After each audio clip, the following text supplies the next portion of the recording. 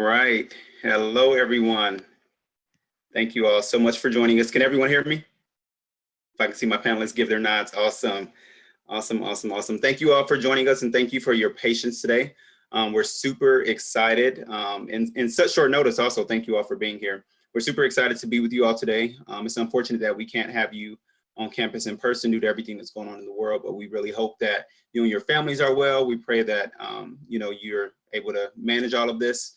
But nonetheless, we wanted to bring HLS to you. And so we're hosting this session today to kind of give you a glimpse as to what it will be like to be a student in the Hamilton Lugar School. And so a couple things that I want to bring your attention to. We want to share a few updates with you all. And so the first thing I want you all to know, in case you don't already know, IU has moved their enrollment deadline to June 1st. So it was originally May 1st, but you all now have until June 1st to make your decision.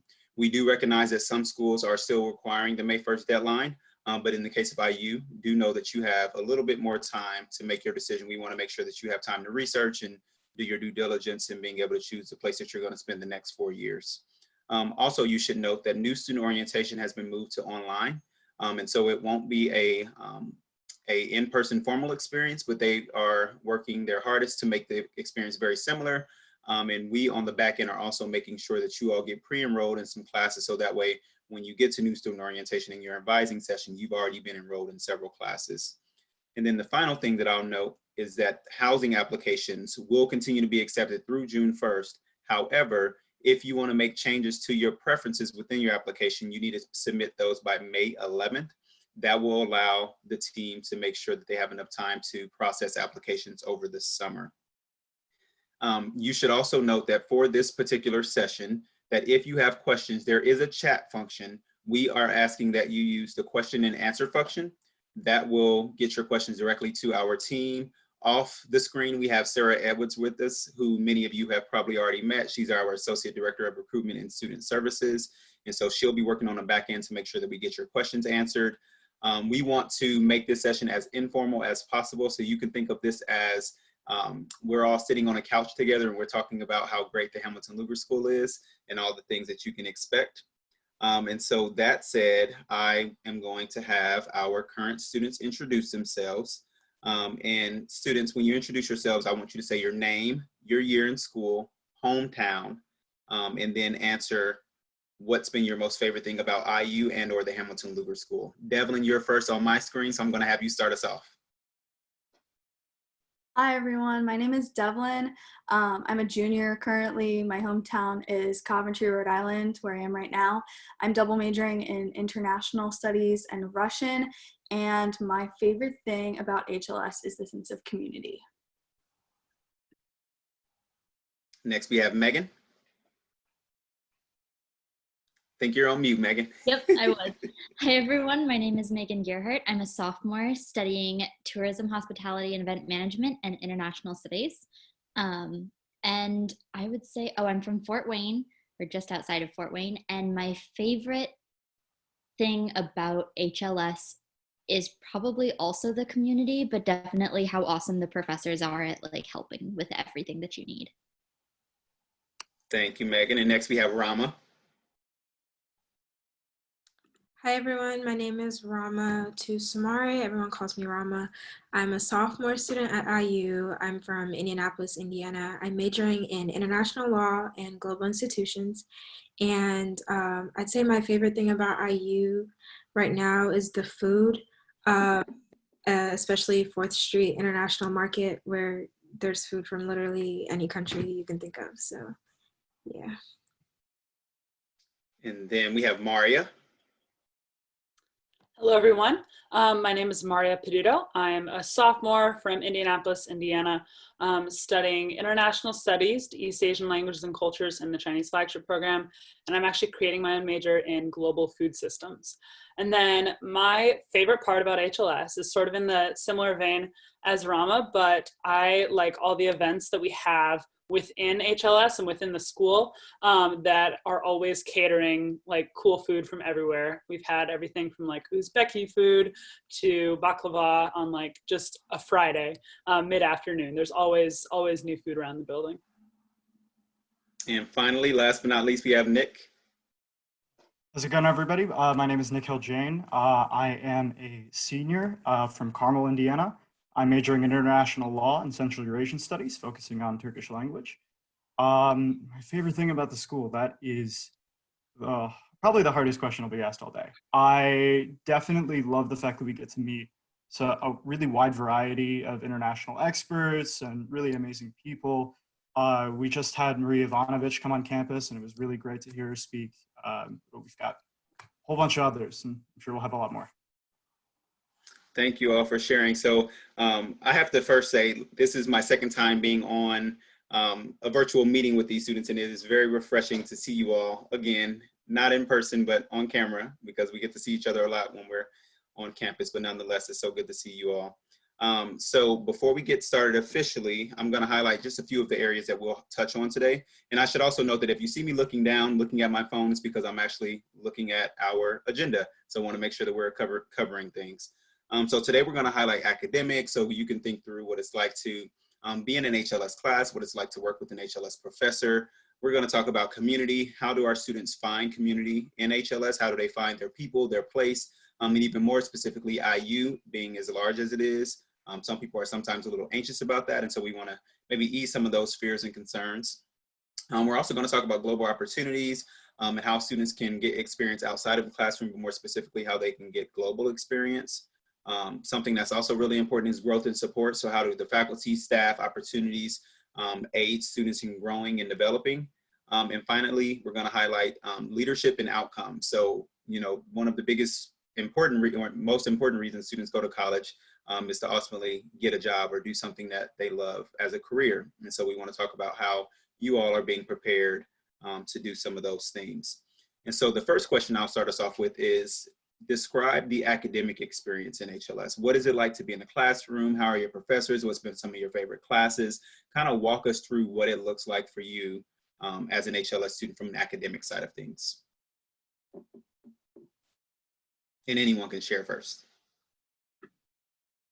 Okay, one thing I'd like to say, my favorite thing about the academics in HLS is just the fact that the class sizes are so small, especially in the language classes.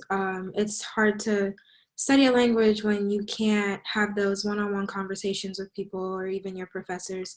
And so that's one thing I like about the classes, is the fact that we're able to connect with not only with our peers, but also because our classes are so small, we can connect with our professors on a personal level and actually get the help that we need and have like those necessary conversations that maybe we're afraid to ask in a bigger lecture size class. So that's one of my favorite things.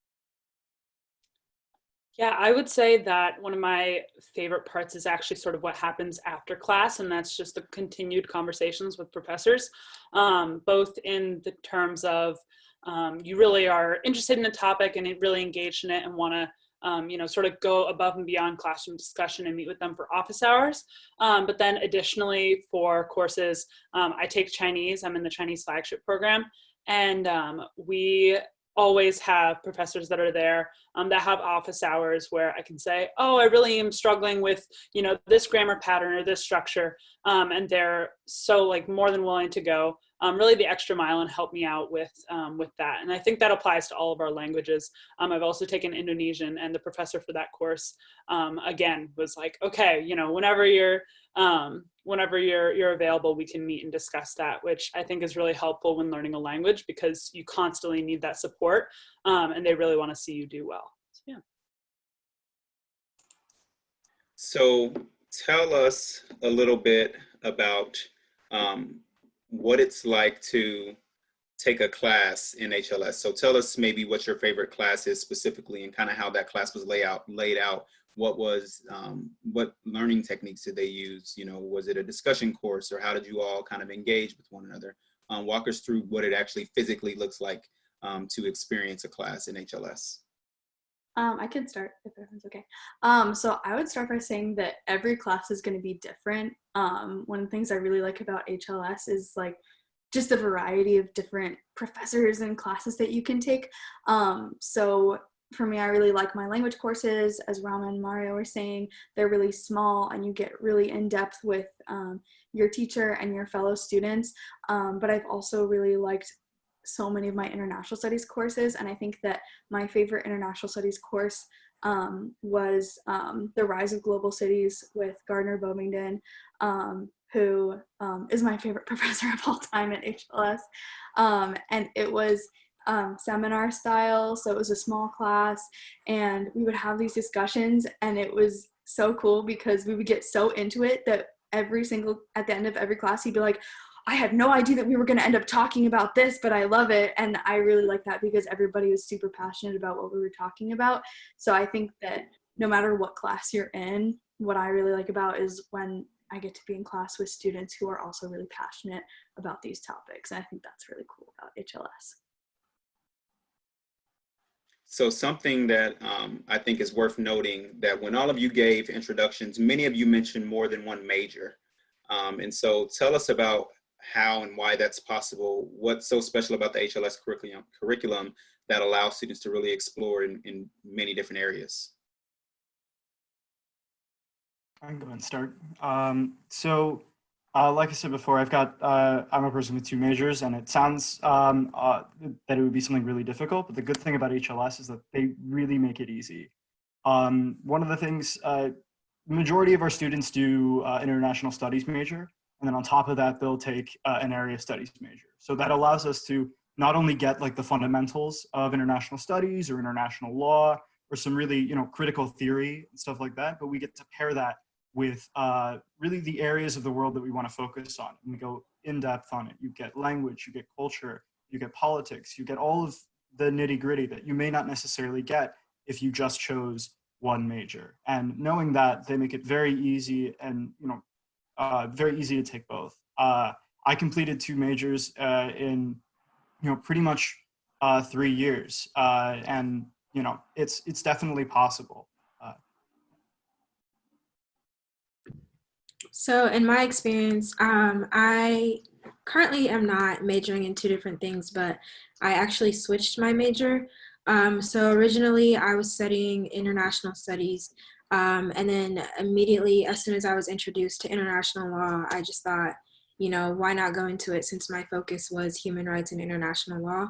And then I took the class, and then I had my class with Gardner Bovingdon, an intro to international studies, and human rights and international law was the one thing that clicked for me, because I personally want to go into immigration law. And so the classes in that curriculum, in that degree plan, were all classes that I was interested in. You get the opportunity to study with law school professors, and I just thought that was amazing, and it didn't hold me back at all. Just transferring did not hold me back. A lot of my credits in international studies overlap with the credits in international law, and so it was a very easy, simple process. I met with my advisor. We talked through with all the credits that I needed in order to get the international law degree, and it all worked out. And the classes that I'm taking now are absolutely amazing. My favorite so far is gender and international human rights. And just all the topics that we talk about are so relevant to today, and very important. And so that was my experience in transferring into a new major. And I would just touch on also the ability to major in something else outside of international studies or outside of HLS too, while still being in the school. So I'm currently doing 2 majors within HLS and then 1 that is completely outside of it. And so I think it's definitely doable. I mean, there are a lot of people that, we require you to have a minor. And so a lot of people will pair that with their language, but then additionally, a lot of people are interested in business, or they're interested in, economics or even biology. And so they can really pair international studies with a lot of different other disciplines. And so that's definitely something that is possible within the 4-year time frame that you're going to be in college. Thank you all for sharing. So now we're going to switch gears a little bit and talk about how you all have found community in HLS and at IU. And so Meghan, you want to start us off by telling us how you've personally found community and how you've kind of made IU home away from home. For sure. So when I was in high school, I was actually a youth exchange student with an organization called Rotary International. And when I got onto campus, I actually found out some of my professors were Rotarians and were super involved. So I got really lucky that I was able to find people right off that I had, connections with, and there were things that I could do that I was like, hey, there's a youth version of Rotary International. So me and a couple of other people I know from HLS, we met on like the first day of our Chinese class, and they heard me talking about it, and they go, I know what that is. Like, I did that too. Why don't we start this club? So I actually am the president-elect of the Rotaract Club, and I am with a whole bunch of people who know what Rotary is, who don't know what Rotary is, who are super involved.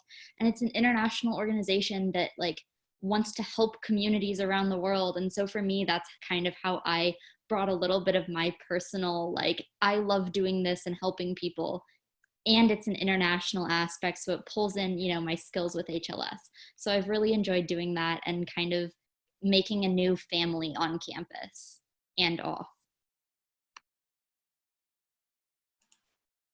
For me, I feel like I have a community within HLS and then IU as a whole. So within HLS, I'm a student ambassador, which is why I'm here tonight. And I've met so many cool people through student ambassadors before we all came home for this part of the semester.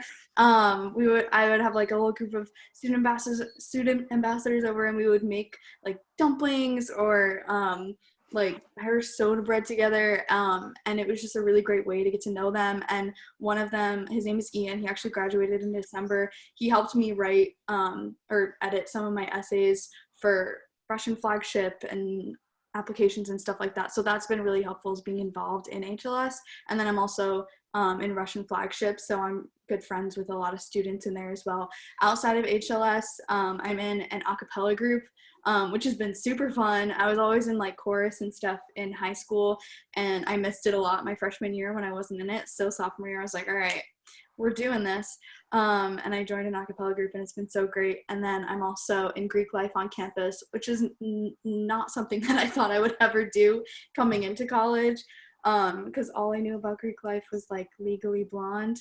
But I've had a really great time, and that's also a really great way to get to know people. But it's by no means like the majority of the student body. I think it's only like 20% are in Greek life, but there's so many opportunities. The first week of class, there's like a huge involvement fair. We'll see what that turns into this fall, but go to Be Involved, I think is the website, and you can see like all the clubs at IU. Yeah, I definitely think that being involved in like clubs and organizations, just, being a part of as many as you feel comfortable with, but, areas that are really sort of in your interests. For me, I didn't know about, or my high school didn't have Model United Nations. And so when I came to IU, they had their little poster set up and said, how would you like to travel around the United States, like competing and talking about international relations? And I was like, well, that sounds pretty fun, right? And so so I joined Model UN and have been really deeply involved with that. And so we get to represent IU. We're the #1 school in the Big Ten. We're very proud of that, at all these different campuses across the United States. Additionally, I was part of the Hamilton Lugar School's Living Learning Center, and that was like, I would say probably the best way that I found community. And I always joke because I actually was living in China right before coming to college. And through a series of delayed and canceled flights, I ended up being rerouted to Dayton, Ohio. I landed in Ohio and drove to Bloomington immediately. And I actually started classes that week. And so it was definitely like the craziest turnaround of my life. And so having the LLC, it was almost like I had built-in friends, and I was like, well, here's a whole group of people that are all interested in international studies and are all taking languages and in the same classes as you. And so that was a really awesome way to form community, both from an academic standpoint, because everyone is interested in international studies, but then also from people that just want to spend time with you and enjoy, their Friday nights with you as well. So that was definitely an awesome way to find community for me. So talk about that a little bit more. You also, some of you may have lived in a living learning center, the Hamilton Lugar Living Learning Center, for example, or other living learning centers or traditional floors. Tell us about what it was like to live in a residence hall. What was that experience like? What was your most memorable moment or your most challenging moment? Tell us a little bit about those experiences. Definitely. So I think that for for the residence halls, they're all a little bit different, and we can definitely speak about that. And if you have any questions, like please put them in the Q&As, because I know while filling out housing applications, you're like, what is Northeast Camp? What's Southeast Camp? Like, where is everything? And we are more than willing to share with you like the best dining halls and not. And so I definitely think that's really important to your first year experience.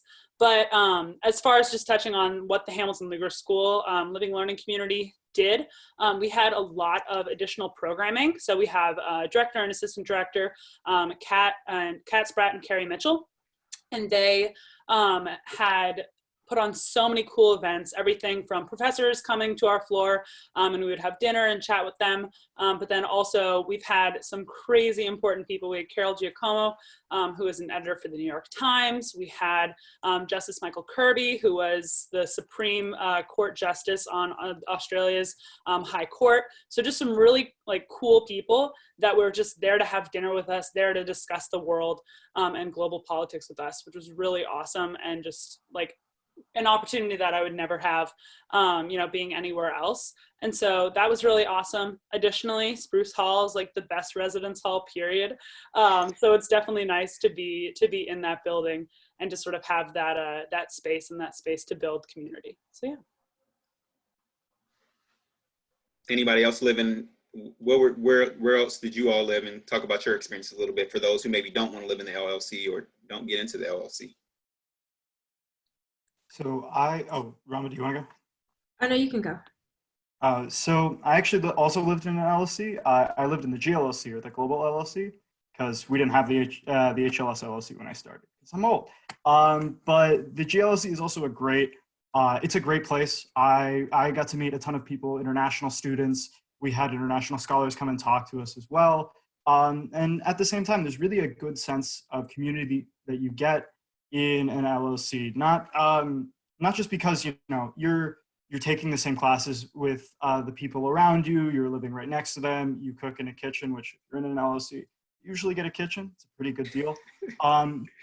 But at the same time, you're with people who, you have similar shared experiences, you have shared interests, and at the same time, you can really grow and develop with them. A lot of people on my floor are in a lot of my classes. I've studied abroad with them. They've become real lifelong friends. And so it can be scary. It can be really crazy coming into dorm living and into a residence hall, because you don't really know who you're in with. You're thrown into a floor with a ton of people that you have no idea where they are, where they're from, what they do. But very quickly you get an unrivaled experience to establish relationships in a really wholesome and really developmental way. It's pretty awesome. Yeah, I definitely resonate with everything Nikhil just said. So my freshman year was on what was called Atkins, the African American Living Learning Center. And so in my personal experience, like coming to IU, there's this big school, and it was a PWI. So I'm like, okay, how am I gonna be able to fit in? Will I find people that look like me, think like me, and I found that everywhere I went to IU, whether they were people that looked like me. And so being on a floor with all African Americans was definitely a great experience. I got to create my own community, my own family, and to this day, like some of those people are still like some of my best friends. And for IU to have given us that opportunity was amazing. And so definitely living in our dorm, I didn't mention this, but it was in Forest, which is in the southwest. Yep. See, I still don't know where the Southeast are, but southeast. And my favorite part about Forest was the food, but it was also my least favorite part because my meal plan ended, and then my parents would get mad at me because then I'd ask for money. But Forest definitely has the best food, and was in a location right next to Spruce, and so I also visited the HLS LLC a lot because I had friends there too, and so for me that was a really good location. Thanks for sharing, everyone. So something that I'll add about living learning centers in general. So there are many different options, right? So you have the Hamilton Lugar Living Learning Center. You have one geared towards students who are interested in outdoors, for example. One geared towards students who are interested in, let's say, athletics and sports. One geared toward African American culture, or Latinx culture or LGBTQ plus culture. And the great thing about all of them is that you don't have to identify in any of those specific categories to live there. You just simply have to have an interest in those areas. And so it's a great way to really form community early on. And speaking of community, you all will receive an email soon, but we actually started a Facebook group. And so this will be another way for you all to start thinking about community, connecting with other admitted students. And for those of you who may not be living in the Living Learning Center or may still be looking for a roommate, this could be a really good opportunity for that. So be on the lookout for an email from us in the coming days. Before we move off the topic of community, the last question that I have for you all, and Rama kind of started this conversation, but are any of you involved in any cultural clubs and or identity clubs that have been a part of your experience, and what's that been like for you? Okay, so like I said, in my personal experience, it was kind of difficult coming to a PWI and just wondering where would I fit in. And I found that at IU, there is literally a club for everything. There's a club for any and everything. And I found myself navigating towards the African Student Association, which I'm heavily involved in, the Black Student Union. I attend events for the Indian Student Association. I'm not Indian, nor do I have any relatives who are, but I attend their events all the time. And one thing about the culture clubs is kind of similar to the LLCs, as Tyler said, is you don't have to identify with that certain identity to be a part of their clubs. You just have to have some sort of interest. And so that's one thing I love about the clubs at IU, is that they're very open-minded, and you meet a lot of great people in those clubs. Anybody else want to share? I think Devlin may be a part of your a cappella group, maybe kind of cultural identity specific. So my a cappella group is Jewish affiliated. I am not, and I think we're at like 50%. But I know that for the Jewish students in our a cappella group, it's been nice for them to kind of like find their place on campus. And for me, it's been really cool learning about Judaism as somebody who's interested in like different cultures and religions and stuff like that. That's been really awesome. So while I myself am not Jewish, I know that our a cappella group does provide a home for students who are Jewish. Yeah, Thank you all for sharing. Sorry, Maria. Oh, I was just gonna say, I had a similar experience with that because I actually had a friend invite me to an empanada making night at La Casa, which is our Latino and Latinx culture center on campus. And again, that's something where, you know, I myself am not Latinx, but they still, you know, invited me and said, I want you to be here. I want you to come and experience this with me. And I thought that was really cool. And everyone there, you know, there was a Colombian couple that had just moved to start their master's degree in conducting.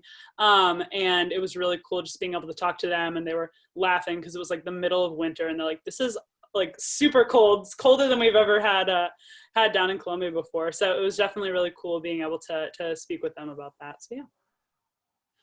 So switching gears a little bit. So we have kind of talked about community and culture a little bit. We talked about academics. Now we're going to switch to global experiences. So you all are interested in studying the world.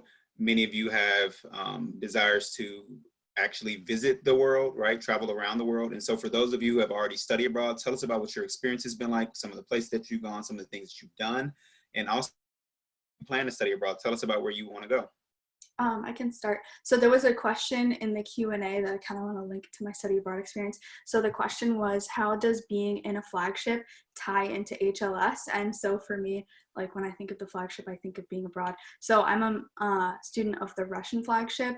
And for those of you who might not know, flagships are run by the Department of Defense, and they're accelerated language learning programs for students of critical languages. IU currently has 4, but it will be 3 because I believe that the Turkish flagship is disbanding like nationwide. So in the fall, it'll just be Russian, Arabic, and Chinese. And so when you're a student in the flagship, you take the classes twice as fast. So you'll take the classes during the year, and then you'll study over the summer as well. And you get access to tutoring, which is as many hours a week as you want. In my experience, whenever I want more tutoring, I just ask for it and they give me more tutoring, and it's amazing. And I don't even know how to explain how much it helps with language acquisition. And then you are required to do a pre-capstone study abroad, which means either a semester or a summer. I did a summer, which I'll talk about in a minute, but then it culminates in a capstone year abroad. So this coming fall, I'll be heading to Almaty, Kazakhstan, where the Russian language flagship sends its students, and I'll be living with a host family. I will be taking classes at a university in the fall semester. I'll do a research project in Russian. In the spring semester, I'll intern, and then I'll have the opportunity to travel around the country, and we will be doing a 100% Russian language pledge. So that means that I will have to speak Russian all the time. My family just walked in with the dog, if you just heard that. So for me, when I think of Flagship, I think of all the opportunities to study abroad, and the ultimate goal of the Flagship is to get to professional proficiency with the language, which means that if you do the Flagship and you complete your capstone and get the certification, you should be able to do any job in your language. So I should hypothetically be able to, like, if I were lucky enough to get in, join the State Department and do whatever job in language. I could be a doctor in language. I could be, like, you name it, in language. That's what professional proficiency means, according to their definition. So study abroad. Last summer I did the critical language scholarship, and I was in Tbilisi, Georgia for the summer. It was a 2-month program, which does meet the requirement for the international studies study abroad. And I got to take amazing Russian courses and eat amazing food and meet so many cool people and travel around the country and, like, think that I was going to die on the marshrutkas, which are like the mini buses. And I think that my favorite part about study abroad is just being completely immersed in the language and culture. Yeah, definitely do it. Okay, that's it. I know because Devlin mentioned earlier that the Turkish flagship is closed, which unfortunately is true. It really sucks. But one of the good things is that you still can access the same study abroad opportunity. So if you like that the flagship offered. So if you want to study Turkish language, if you want to go to Turkey, or if you want to go where I went, Azerbaijan, which they speak similar languages, you absolutely can. And those programs are still available. They're still accepting students, and they're amazing. And on top of that, you not only get the experience of, like, you know, being able to use your language and, you know, use your languages in a professional capacity, you get to expand your network. In a lot of the flagship programs, you know, you do an internship, or you get to meet people on the ground who are doing some really amazing work. And on top of that, you just connect with people locally. I met somebody just through a couple mutual friends while I was there, and I ended up going hiking with them in the Caucasus Mountains. We went swimming in a mud volcano, whatever that is. So really, you can just allow yourself, when you're studying abroad, to just really just dive in and explore yourself. And IU really gives you, and HLS really gives you the ability to, you know, make your study abroad what you want it to be. It's pretty cool. Yeah, so I'm going to have a few different experiences that sort of run the gamut. So I'm in the Chinese flagship program. And so this past summer, I was actually a part of the summer language workshop in the Flagship Chinese Institute, where all students from the flagship program come to IU. And so we go through and progress through a year of Chinese. Unfortunately, because of COVID, my plans for this summer are just being postponed, which is still fine because I'm able to fit everything in. And so I will be studying abroad in Taiwan next summer. And I will be there for, in the similar program as Devlin for the 2 months. And additionally, I found an internship, and so I'll be interning in Kenya next summer before the study abroad. So both having, you know, a study abroad experience where I'm using my language and really immersing myself in the culture and utilizing that the entire time, but then also to have an internship in a foreign country where I can learn more about cultural nuances while working abroad, I think is really important. Additionally, I had some plans move around, and so now I'm actually going to be able to study abroad during the semester as well. And so I think that that just goes to show that there's so many different opportunities. Additionally, I was on one of the Hutton Honors College programs that they have for study abroad as well. And so I was able to study abroad in France during my freshman year. And so I think that, if that doesn't show that there's, 15 different ways to study abroad while you're a student here at HLS, but I don't know what is, because there's so many opportunities. It's just a matter of, how it's going to fit into your schedule and what's going to be best for you. And another thing I like to stress about this is that there is funding available. And so I think that is something that, being part of the flagship program, being part of Hutton, has really helped me with offsetting the costs of doing all these programs. So yeah.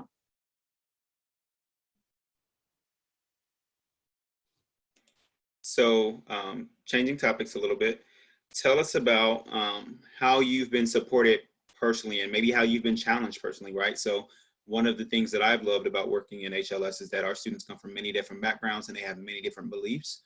Yet we really challenge you all to think critically, to think differently, to be open-minded in some ways, but to also stand strong on your opinions and so on. And so talk about how you all have grown personally throughout your experience, and how has maybe faculty or staff and or your peers kind of aided you in your personal growth journey.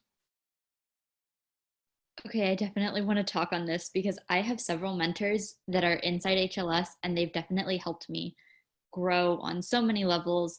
So I came into IU planning to do the Chinese flagship, and I got really interested in a lot of different things and decided that wasn't the best course of action for me in the long run.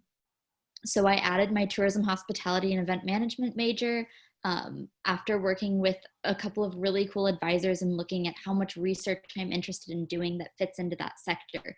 And then I have a mentor, his name is Isak. He's, I believe, the associate director of the summer language workshop, and he's also the associate director of the new cybersecurity and global policy degree here at HLS.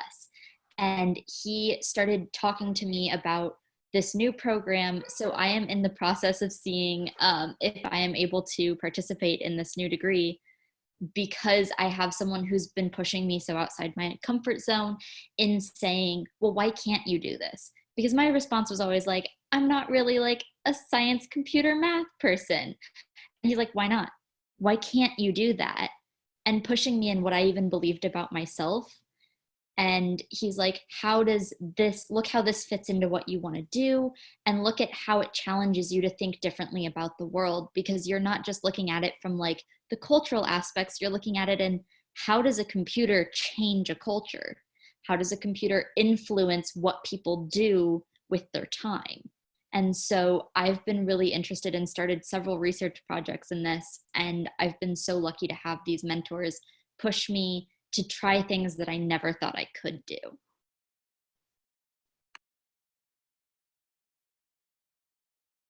If I could just answer one of the questions that was sort of going back to the study abroad.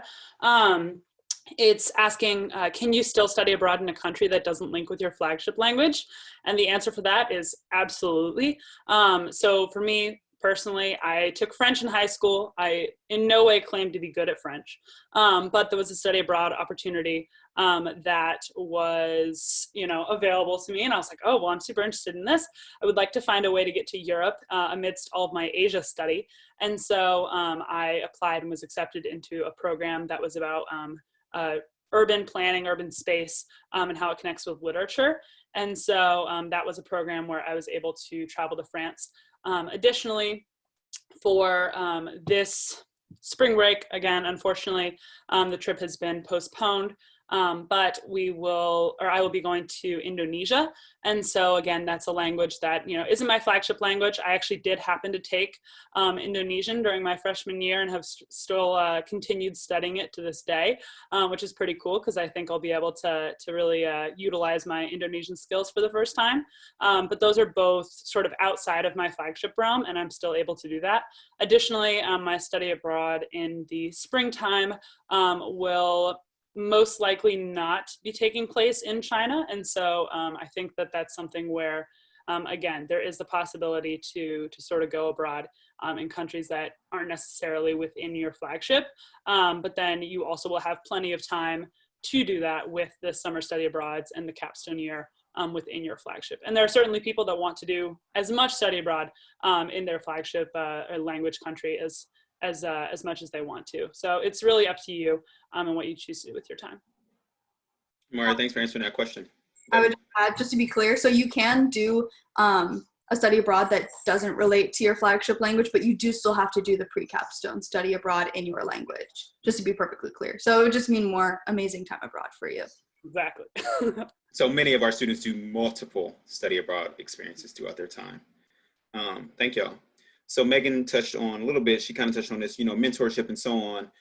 Have any of you maybe found mentors in HLS or IU, or maybe do you have peers who have found mentors, or what other resources have you all used outside of professional development resources to really help you grow and to become the person that you are now and maybe the person that you will become in 2 years for those of you who are sophomores this year? I think the best thing that you can do to create that kind of relationship or to really delve into something like that is just to go to office hours or stay after class and talk with your professor. It's really scary. I was not about it my first year. I could not. But you learn very quickly that, you're not only learning from professors, you're not learning from esteemed, researchers and experts, you're learning from your future peers, you're learning from your future colleagues. And they really do tend to look at it that way. And you can go into their office and you can have just really amazing conversations about not only stuff that you're working on in class, but world events at large, things that are happening in your personal development or professional development. And the thing that has really amazed me is that I've never had an experience where a professor has not been willing to help out. Even the biggest, head honchos, really former ambassador types that you think would be, terrifying to talk to, they are very down to earth and they're really looking to help you. They really do well to cultivate that kind of culture. Thank you, Nikhil. So now we're going to move to our final topic, and that is professional development and kind of helping you all to reach your dreams professionally. So can you all talk to me about what your experience has been like and how you've been developed, whether it be the classroom or GLPP or other resources and tools? Maybe if you had internships, talk to us about what those experiences have been like. Give us a glimpse of what students could expect from a professional standpoint. I can start. So at IU, we have the Walter Center of Career Development. And then we also have in HLS a career advisor. Her name is Ashlyn Bender, and she is amazing. And so the Walter Center brings in career fairs, and it's usually once a semester, I believe. They usually bring in, they've brought in Department of Defense, they've brought in the CIA. In addition to that, HLS usually has career talks. So that's when we'll have an info session in the HLS building, and they'll do a presentation and then we can ask a bunch of questions. And that's all been really helpful with figuring out career opportunities and learning different ways that you can apply your skills that you learn at HLS to a job, to a career. And then beyond that, Ashlyn has helped me prepare for the career fair. Sarah, who doesn't have her video on, has helped me prepare for the career fair. And so I think if you need help finding like a way to start or just anything regarding careers, it's there for you if you ask for it. Yeah, so I work with the Walter Center for Career Achievement as part of their Luminaries program, which actually is across the entire College of Arts and Sciences, of which the Hamilton Lugar School is a part of. And so we have a really good partnership with them. And I am part of the Luminaries program, which basically brings back crazy interesting alumni from all different areas to talk with students and to really engage with them. And so I plan and coordinate their visits. And so we've had everything from former ambassadors. We had Viktor Jakovic, who was the ambassador to Bosnia and Herzegovina during the Balkan Wars, which was really interesting. We had, 2 years ago, we had the CEO, or now CEO, of Disney, which is really awesome. And so, these are really people that come from a wide variety of backgrounds, which I think is really important to really go outside of just what you would typically think of for international studies. for me personally, I could see myself having a career in the State Department in the Foreign Service, but also just as likely I could see myself working in an NGO or for a multinational corporation doing something with global food systems and food consulting. And so I think, really keeping your eyes open to as many options as possible and as many avenues that you would be interested in is really great to keep in mind. And I think that HLS and IU as a whole really does a good job of sort of fostering that, that ability in that sense. Because a lot of these alumni will come back and say, man, I wish I wish there were an international studies degree when I was here. I was studying Russian and, accounting because they wanted to go into business and trade economics. And so I think that we have a really cool opportunity to sort of have everything under one roof, but then additionally be able to explore outside of it as well, which is really awesome.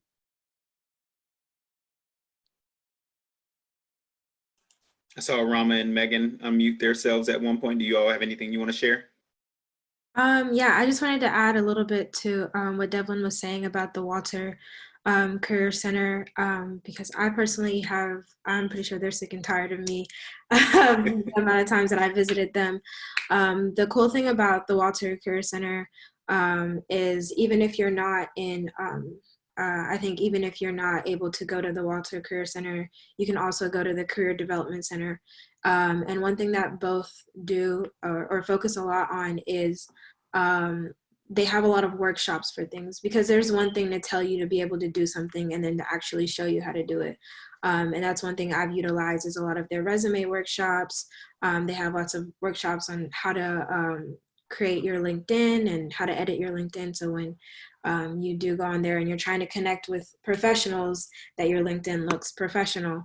They have a lot of times they'll have recruiters from different companies around the country come and speak to students about what different companies look for in an employee, how to interview, what kind of impression to make and things like that. And I feel like coming out of high school and then having to work on a resume in college, it's a difficult process, especially when you're trying to do it by yourself. And then having these resources like the Walter Center, the Career Development Center, and even the Global Leaders and Professionals program in HLS and the Mentor Collective, it's really helpful with getting that support for those resources, because you can't do a lot of those things by yourself. And so those are some really good things that you guys should look out for when you do come on campus.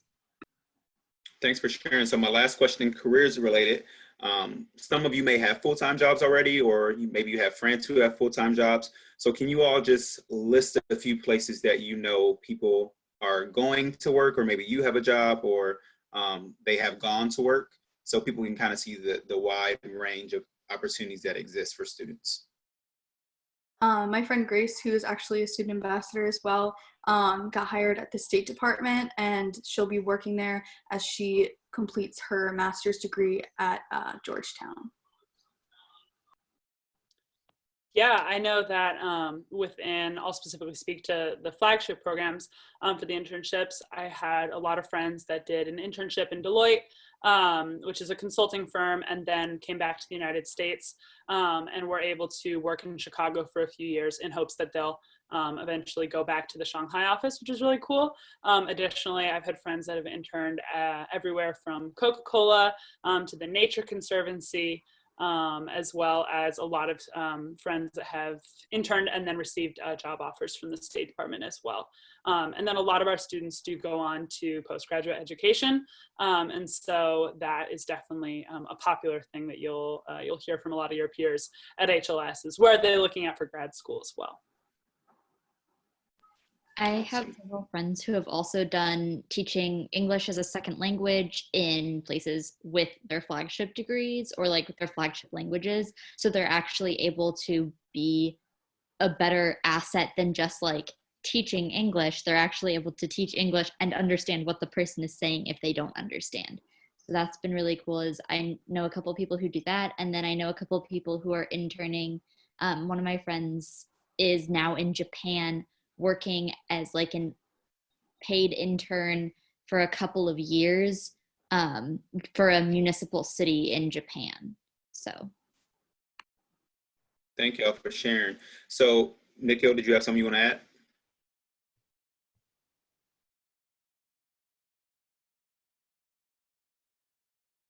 Oh. Yeah, sorry about that. No problem. Yeah, online stuff is crazy. But I do know a lot of people who do Peace Corps and do Fulbright scholarships and stuff too. And the Peace Corps is a great, the Peace Corps training program that we have here is a great program that we put on. I have some friends of mine who've gone through it. I have a friend of mine who's in Ukraine right now working there. And so definitely if you're looking to do something that's more like aid-based or international development-based, if you want to do some more like hands-on work with that, there's definitely a lot of options available, and we send a lot of students there. Thank you. So we have a few questions, and we're going to open up the floor for question and answer time. But before we do that, I'm going to throw you all a complete curveball, so get ready. The question is, what do you all like to do for fun? What's your favorite TV show? What's the favorite movie that you like? You're humans, right? We talked all about academics and all about the professional stuff. Who are you as a human being? What do you like to do for fun?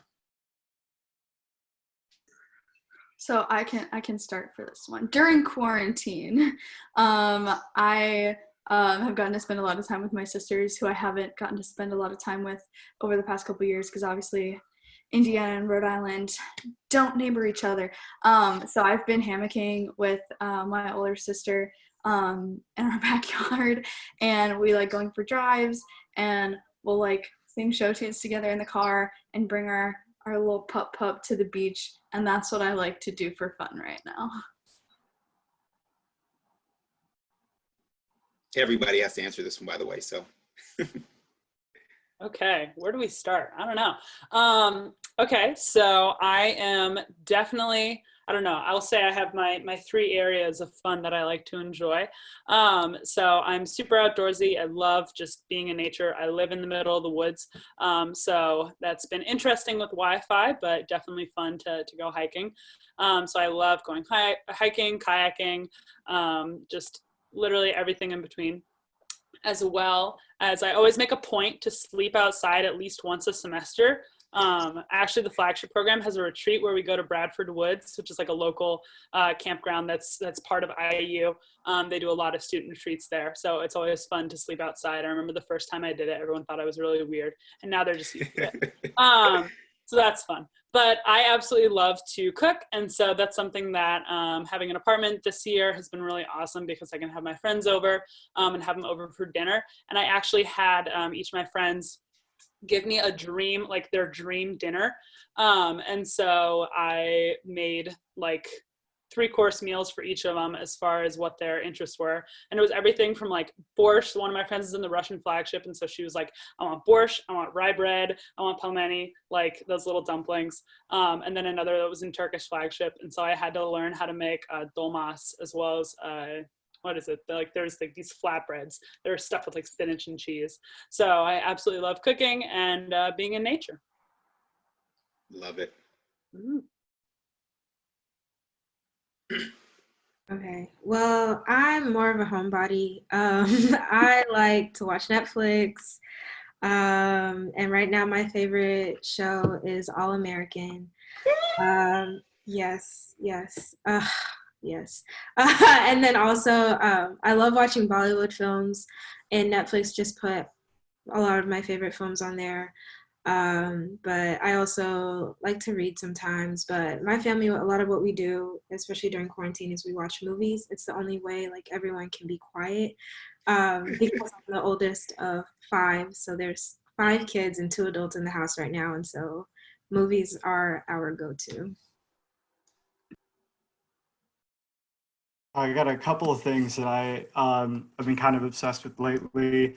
I just started watching the show Fleabag on Amazon Prime. It is awesome. It's probably one of the funniest shows I've seen in a long time. On top of that, I've been binge watching Community, which just got put on Netflix, which is definitely one of my favorite comedies. And then third, one of the things that I love, and these guys all know it, but I'm obsessed with Taco Bell. I love it. It's the greatest chain ever created. It's the greatest bit of food that's ever been made. I will not down from that. I founded Taco Bell Club here. I'm the president of Taco Bell Club at IU. first one in the country. Sorry to plug that for a little bit. Hopefully we'll be back next year if you want to join. We're more than happy to welcome you with open arms and burritos. So. That's something you should always lead with, Nikhil. Okay, so I love to bake, which opposite of both Taco Bell and like cooking, it uses all the sugar.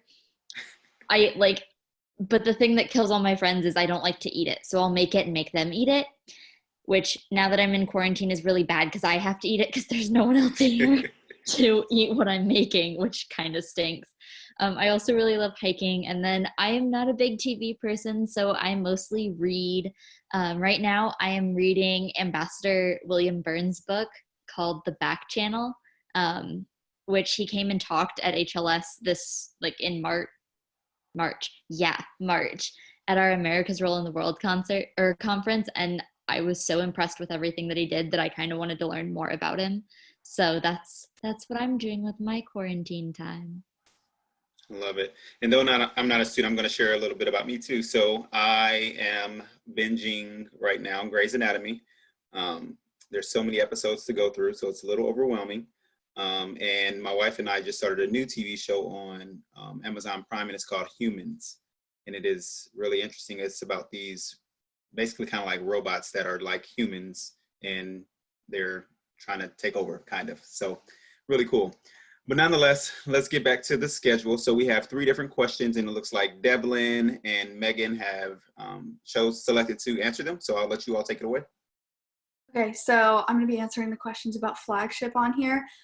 So Margaret asked, when do you normally go on your pre-capstone Flagship study abroad trip? So like I said, it's a summer semester usually, and there's no set time when you're supposed to do this, but I think the majority of students will do it the year before they go on their capstone. So for example, I'm heading into my capstone at the end of summer 2020. So I did my pre-capstone summer 2019. My friend Olivia did hers spring 2019.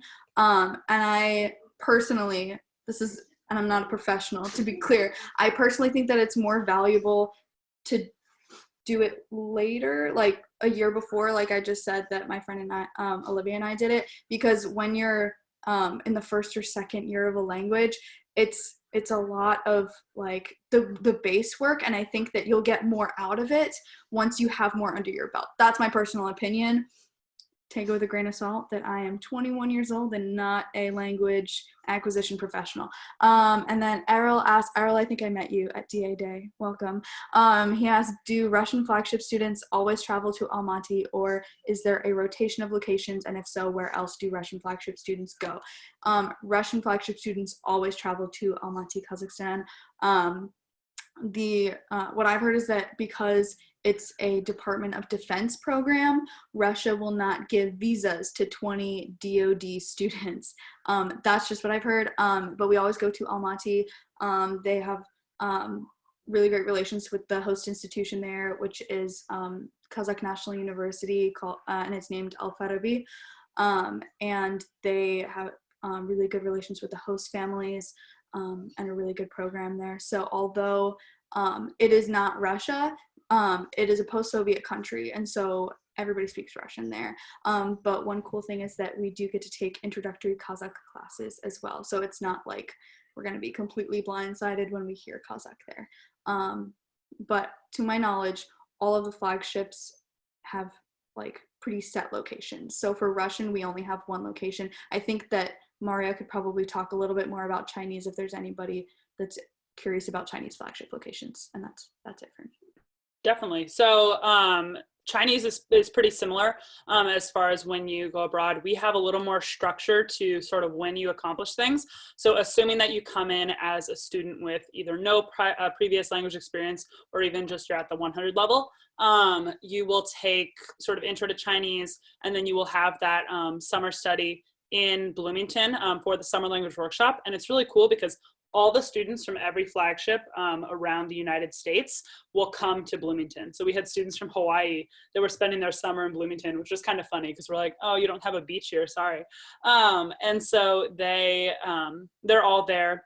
And like Devlin said, I think it is really nice because you are advancing through your Chinese very quickly, and you're really able to build a foundation before you do study abroad. And the Summer Language Workshop also offers that for so many other languages as well. So I know that Arabic and Russian also will do the Summer Language Workshop too.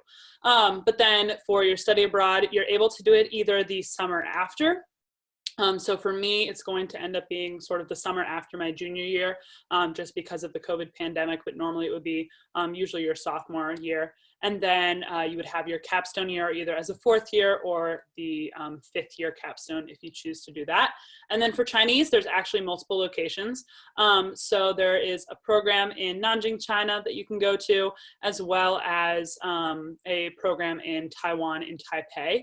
And so you sort of had the choice between either of those programs, depending on what you're, which country you're interested more in.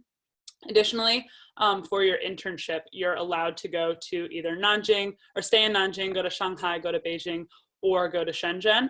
And so those are just 4 other areas and other cities that a lot of students will do first part of their capstone in Nanjing, and then they want to sort of explore a new city and go to a different spot within the country. And so they're able to do that. And then if you're in Taipei, you can do your internship there. And I believe probably most other areas within Taipei for your internship as well. So it's just a matter of where you find an internship that really aligns with what you want to do. Okay, so switching gears a little bit to talk about focusing within your studies. So yes and no, you are able to hone on particular focuses within your studies. HLS has 6 concentrations for their International Studies BA and BS. They are Diplomacy, Security and Governance, Global Development, Global Health and Environment, Human Rights and International Law, Peace and Conflict, and Culture and Politics. However, you can take classes, the way HLS is structured is you can take classes that kind of like hone in on what you want to study. So we have food security courses, and we have courses on international organizations like the International Criminal Court. I know Professor David Bosco teaches that course, and everyone I've heard who's taken it like loved it. And there's a course on ethics and decision making in international politics. So there is a way to focus your studies on things that you're interested in, but not all of them will necessarily have classes that directly correlate. So there may not be, like for undergrads, an international education course, or if there is, it might be in the School of Education. However, there is a way to create your own major or to create your own minor. It has to be within, I believe, 3 schools. It has to cover like classes within 3 schools to prove that it's truly interdisciplinary. Maria can speak more to that because she's doing it. However, it is really easy to get a minor outside of HLS. So if you're interested in education, or you're interested in something that like maybe HLS doesn't have classes in, you are more than able to do it. I'm getting a degree outside of HLS as well as a minor and a certificate. And so I'm definitely like here to tell you it is possible, and you can kind of tailor it to do what you want. So I take classes across all of the concentrations because I'm focusing more on learning how to work within all of them rather than like I want to work for the State Department, and so all I'm doing is diplomacy, security, governance. Yeah, so I think that one of the things that really makes HLS really valuable, or an international studies education really valuable, is for me, I was interested in business, specifically in international food markets, but then also I knew that I wanted to do international studies in Chinese. And so in touring IU and deciding, 1, where I want to go for college, and then 2, when I came to IU, what I wanted to do within it, it was really important that I could sort of have the interdisciplinary education.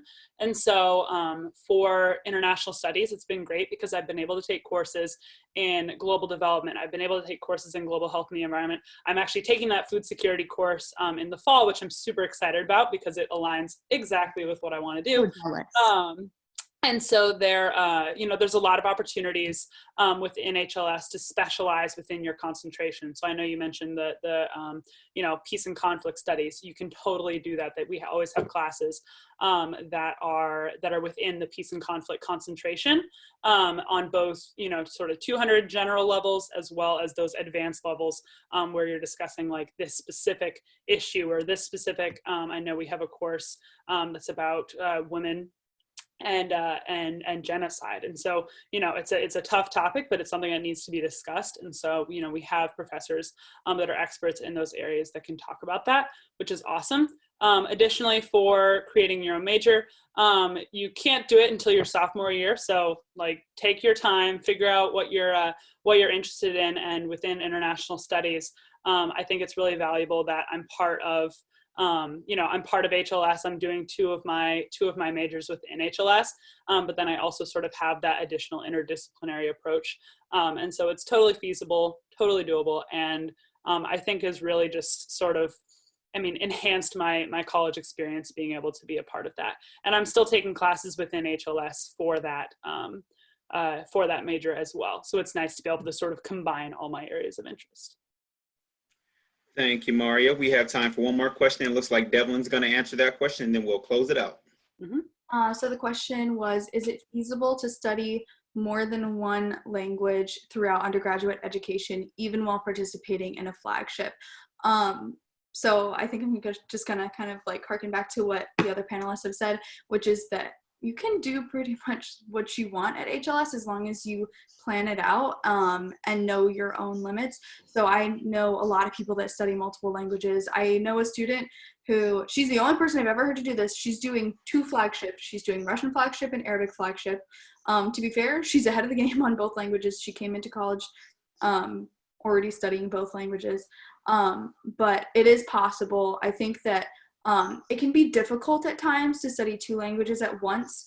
I studied Russian and Spanish at the same time for a semester, and the classes were back to back, and it was a bit confusing.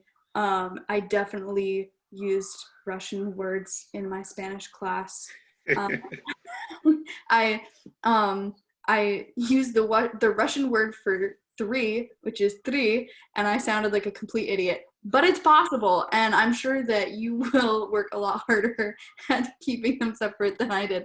But it is possible. I would just say make sure that you know your limits and recognize the challenge that it's going to present you. But if it's something that's really important for you to do, go for it. And I think that you'll do amazing. I definitely want to second that it is possible, because I have a friend who is in the Chinese flagship and she studies Hebrew and Korean. So she's actually in 3 language classes right now. She takes them, and she's done this for multiple semesters. So it is possible. You do have to know yourself. So if you struggle with learning languages, maybe don't do that to yourself, or at least start out with one and see if you're comfortable with that one. If you're not struggling, then you can consider adding a second, and definitely talk to your professors about it. I know we've said this throughout this entire presentation a bunch, but your professors don't know if you're struggling with something for a reason if you don't tell them. So if you're taking 2 languages and you're maybe you did really good for the first half of the semester, but you hit a spot where you're just I don't understand anything, and you're starting to confuse them or use the wrong words, talk to them about it. They have maybe not been in your shoes, but they're there to understand and help you get over things like that. Thank you. And I should also note, when it comes to languages, we do have the summer language workshop. And so even you all as incoming students could actually participate in the summer language workshop. And so this year is actually going to be all remote. And so that means there are even more spaces for students to participate. And so if you want to kind of get a head start on your language study, you can do that. Or maybe you want to study multiple languages. And so after your freshman year, you can take a different language. But nonetheless, the options are there. And so as we close, panelists, I have one question. You each have 10 seconds. Why HLS? You share a little bit about this now, but why should these students on this who are participating in this session truly consider HLS as their college, their place? I could start. Okay, 10 seconds. Here we go.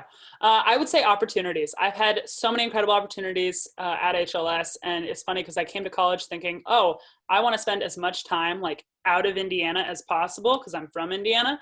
And I definitely think with the amount of like study abroads and just traveling for fun, I've been able to sort of fulfill that goal for myself. My goal is to make it to every continent before I graduate, and right now we're on track to do that. So think of the opportunities.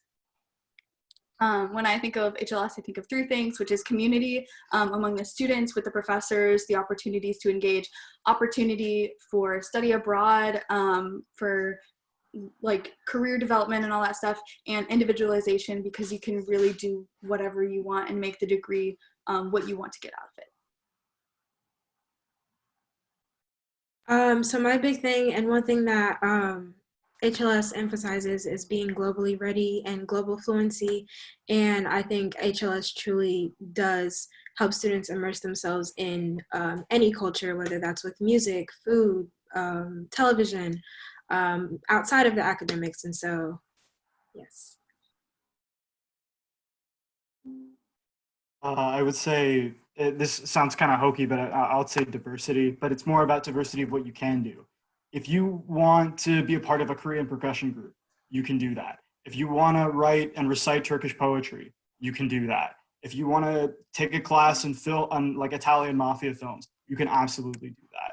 So outside of anything that, outside of all of your nitty-gritty academic stuff that you want to do, if you want to do something globally minded and really creative and something that's completely unique, you can do it at HLS. I'd have to say the people, because I think a lot of the opportunities that I have gotten would not exist without the people that I've met, whether it's other students or professors. I've been so lucky because they make it, and they give you the ability to individualize it, and they help you find those opportunities to really do what you want to do. Perfecto. Thank you all so much. So for our attendees, some next steps to think about.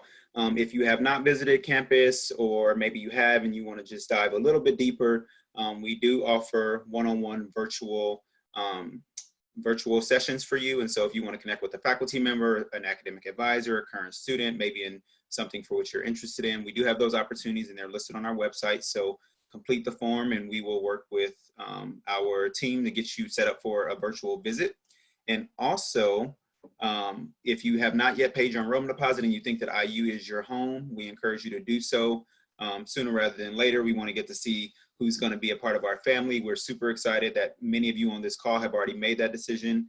But for those of you who are waiting or trying to make that decision, one thing I want to let you know is that though we will love you here, truly make the decision that's best for you. We want you to consider all the factors, and we want you to be excited about that place that you go for the next 4 years. Also, if you are leaning towards coming here, go ahead and submit your housing deposit and apply for housing. And then finally, if you all have any questions at all, you can email us at hls.admit@iu.edu, and we're happy to assist. Like I said earlier, many of you have already connected with Sarah. She's super amazing, and so she and/or I will be happy to assist you. I realized that at the beginning I actually never introduced myself, but I'm Tyler Kelly. I'm the Senior Associate Director of Recruitment and Student Services. And so again, thank you all. And panelists, I'm going to end off by doing something that is not quite up my alley because I'm not much of a sports person, but you know, the chant that we have, the who, Hoosiers. Let's all do that together. All right, you got to turn your, yep. 1, 2, 3. Hoosiers. Tyler Combs on Jeopardy. Yes. We have a Hoosier on Jeopardy right now. Right, we're doing all the things. So everywhere. Come join us. We look forward to having you all in the fall. And again, you'll be receiving an email about more opportunities to connect with us, specifically when it relates to careers and outcomes and internships. So thank you all. Enjoy the rest of your night. Have a good one.